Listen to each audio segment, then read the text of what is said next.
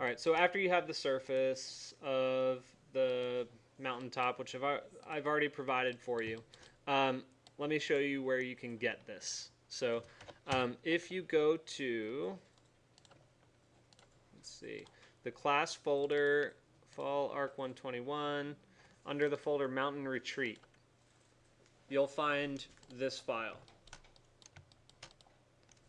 I'll show you again. It's right here. So K Grenling, Fall 15, Arc 121, Mountain Retreat.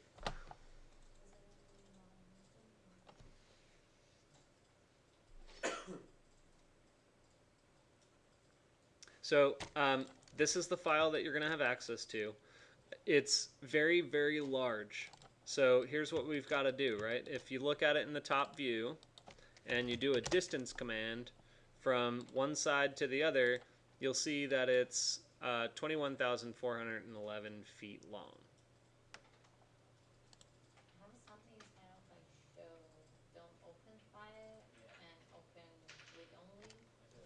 Yeah.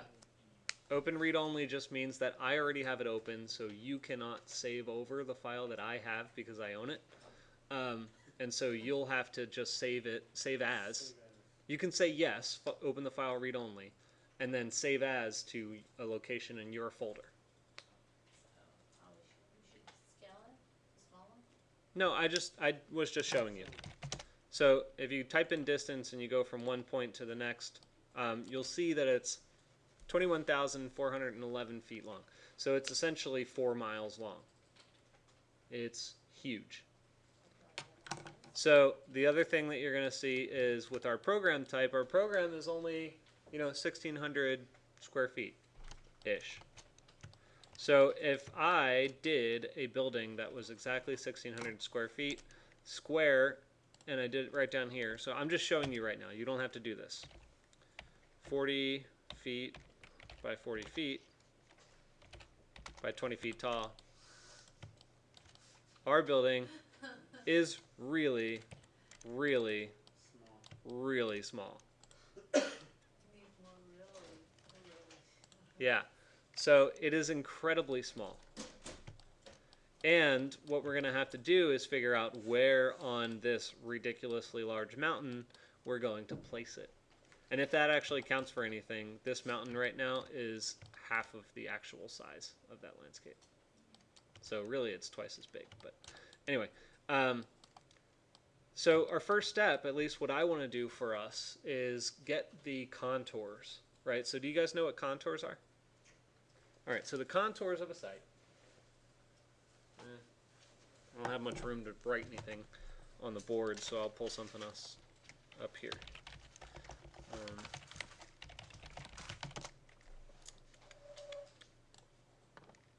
I mentioned a little bit about this before. That's a terrible drawing. This one's a little better. So I mentioned a little bit about this before, but I didn't go into great detail. A contour is essentially kind of like a floor plan on a hillside. It's a horizontal cut at a particular elevation along a site. So we have these here. You'll see that this building, everything's glued, right? Yeah, not going anywhere. So this building sits on a sloping site, right? It's sloping downhill in this direction. A contour is that horizontal cross section at different elevations as you go up or down the hill. So each of these lines is a contour line when you look at it in plan. Does that make sense? Mm-hmm. So what you're seeing up there, I can't really read the numbers, but either it's sloping down that way or it's sloping down this way. But this would be a foot higher than that, then that one, and that one, and that one. And so you can see that it's sloping from one side to the other. It's not always by 1 foot. Sometimes it's by 5 feet or 10 feet or 25 feet or 100 feet, depending on what you're measuring. So for us, if we want to get contours of this site, we need to set horizontal planes that we can use to use the section command essentially and cut the contours that we're going to use. So you'll also notice that you have 2 sites here. I just put an extra one in there if you guys wanted to have some fun with it. This one is just a scale 1D where I made it really, really jagged. That's all. I just took this thing like this. I said scale 1D, and I went into hold on. I went into this view here, and I just said from here to there, and I just yanked it up like that. So you guys can play with that one if you'd like, but this is the actual site. So for my purposes, I'm going to use just this one. Is that 1D? Scale 1D. Yeah, scale 1D. It only scales it in one axis. It's essentially a stretch. Oh. Yeah. So to get the contour lines, you're using multiple cutting planes? Yep. I'm going to show you what that looks like right now. So I'm going to create a new layer. I'm going to call this one contour.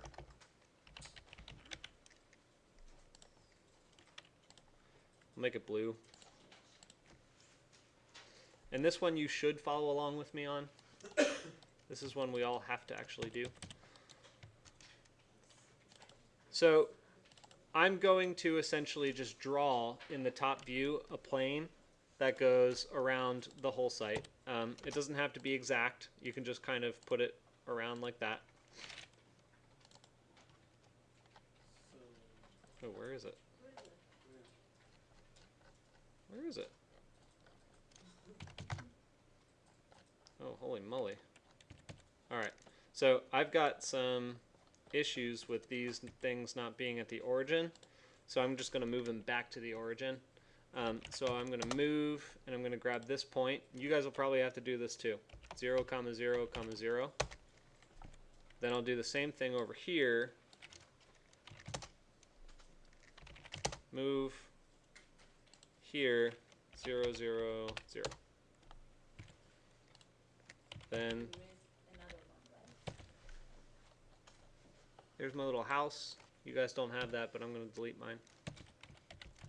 So then I do a select all, and I'll just do zoom select, and I go to that, and then perspective, zoom select, and go to that. Close enough for now. I'll get this more accurate by doing move from the corner to this corner. There we go. That'll do the trick.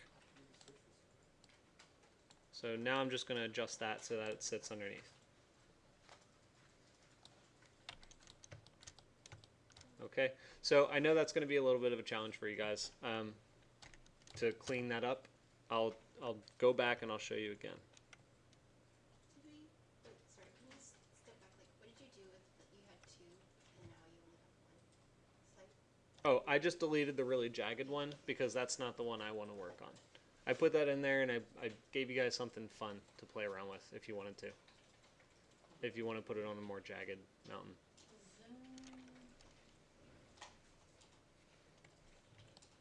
If I've lost the objects, how do I find it? Like in the perspective view? So I put it, I Zoom. moved it to the origin. Did you move both to the origin? I didn't create the plane. Oh, you have not. Okay, then I just moved this. yeah, I'll show you here. So guys, I can't remember how to do that. How we can't find it in the zoom? that's what I'm going over. So guys, if you lose the objects, right, this is like something that you absolutely should write down. If you haven't already gotten it yet, write it down. Here in the perspective view, right, I used to have, there it is. There was my model. I don't know if I, hold on a second. Let me remember where I am. Okay, so no surface. All right, so if you guys lose your geometry, if the thing that you modeled completely gets wiped off the face of the earth, you can't find it.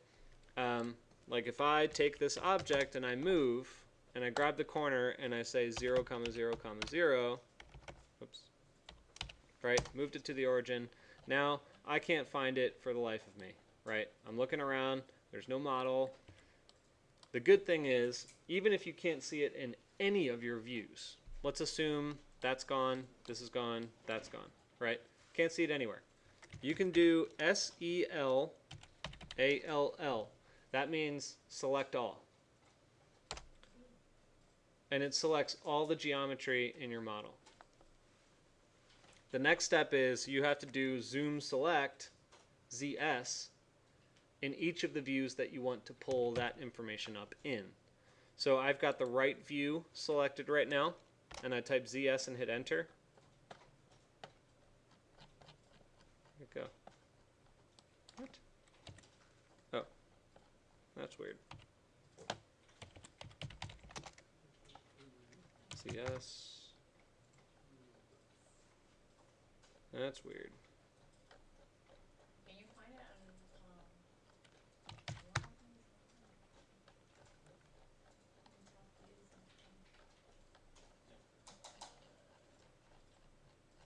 is Something's off here. What is off?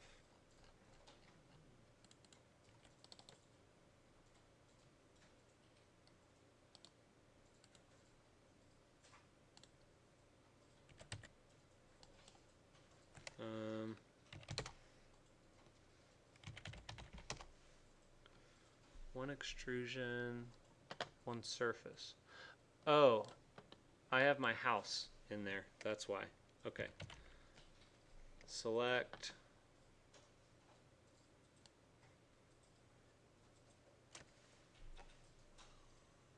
Surface. There you go. That's what you'd want to do. I need to go back here.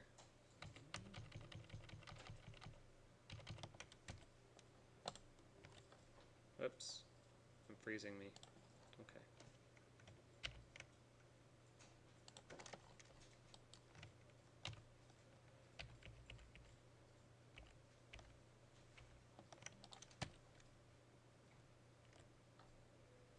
Alright.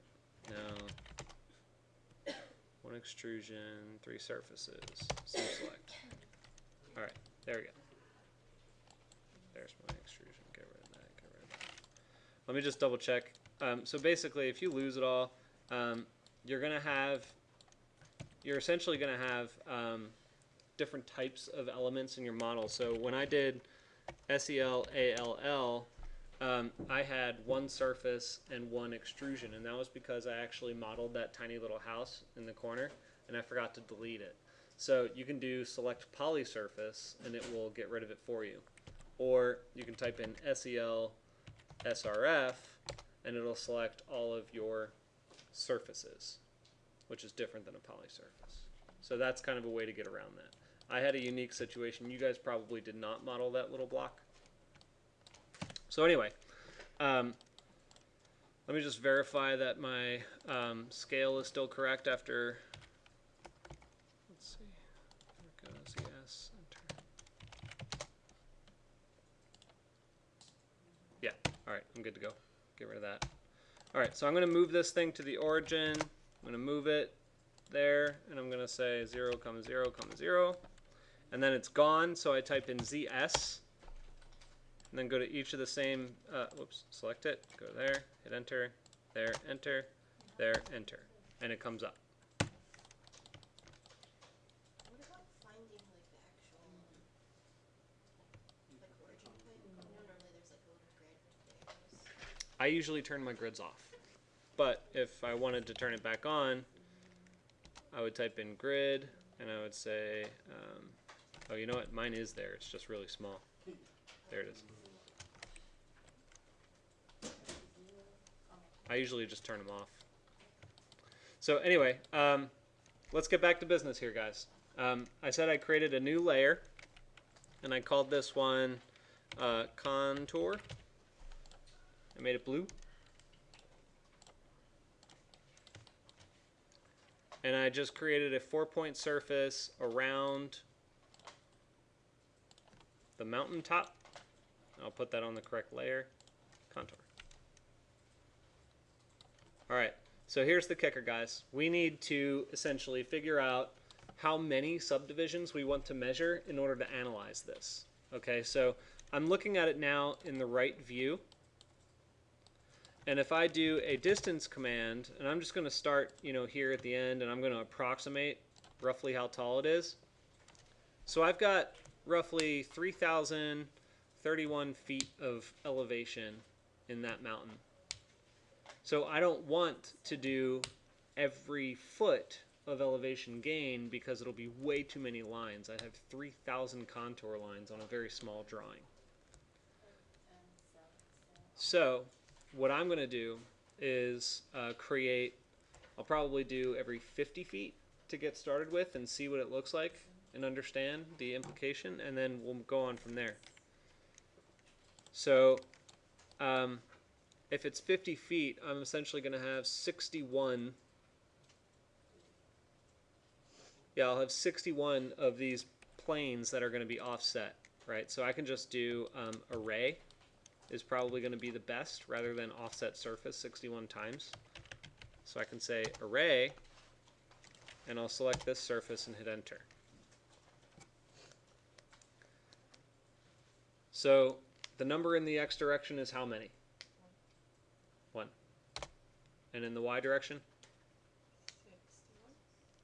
How many you say? 6? Hmm? Is it 6? We're going to do 61 of these.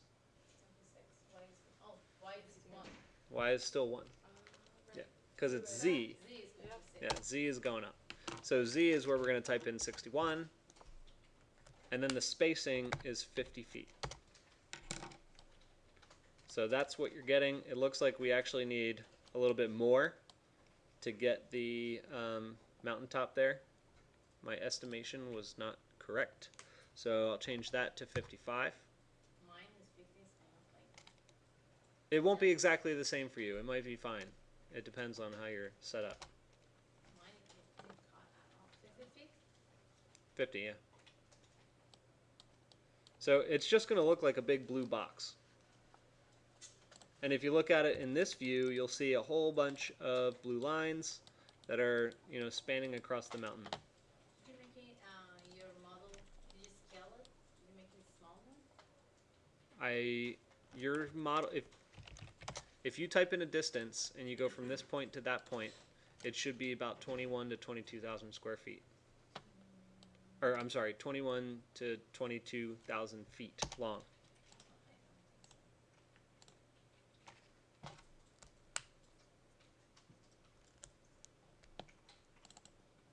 So anyway, let me finish up the video and then I'll come around and troubleshoot that kind of stuff. So at this point, right, you've got all of your planes that are bisecting that. And so when you type in the section command, just like you're actually creating a section, right? Remember, it creates a line wherever it intersects another surface. So you select the object for section, which is this. Oh, you know what? Sorry, not section. We want intersect. Intersect. Sorry. I forgot. Section only does one. Intersect will do, it'll take wherever there's an intersection of two surfaces, it'll create a curve. So you type in intersect and you say objects to intersect. I think you select all three of them at once. It's been a while. And it will take a while. Just start from the right and just select all of that, or just those arrays that we just made? I think you just select it all. Yeah. So I'm going to pause the video while this processes. Oh wait, there we go. Yes. All right. So I'm just going to pull this thing off then real quick. And check out that thing of beauty. There you go. Pretty cool, right?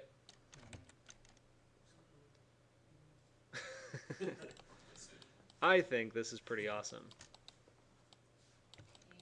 So anyway, the other difficulty we have is that all of these live in three-dimensional space. So to make it easier on you and to make it easier on your computer, the best thing to do, the best practice is select all those lines, do a make 2D. You can put it on whatever you want. I'll put it on contour, hit OK. Again, it'll process for a minute or two. You made it 2D, right? I'll pause while that runs. All right, so make 2D, finish processing, and now we essentially have all of our contours on a two-dimensional plane next to the three-dimensional one. Okay, so in the next part of the video, we're essentially going to start to actually analyze all of this, all these contour lines. This one is incredibly dense. If you wanted to simplify it to maybe half the number of contours, I think that would be fine. But the density of this actually gives you kind of a lot of information, right? So wherever there's open spots, it's more flat. Wherever it's really, really dense, it's very, very steep. And so it gives you a sense of where the buildable areas are right off the bat, right? If you kind of zoom out, you know that you can't build anywhere that it looks mostly black.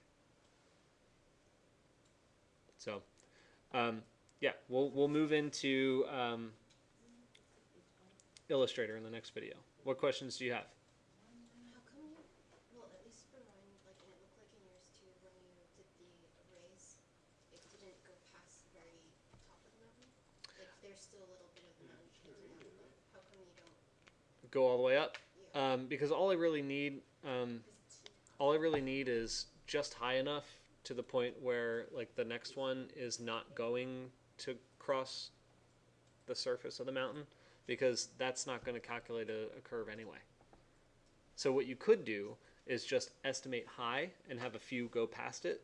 But mine was so close. I did 55 and it was pretty close. I knew that, judging by what I was seeing, if I added another one, it wasn't going to give me a curve anyway. So I just didn't. Okay,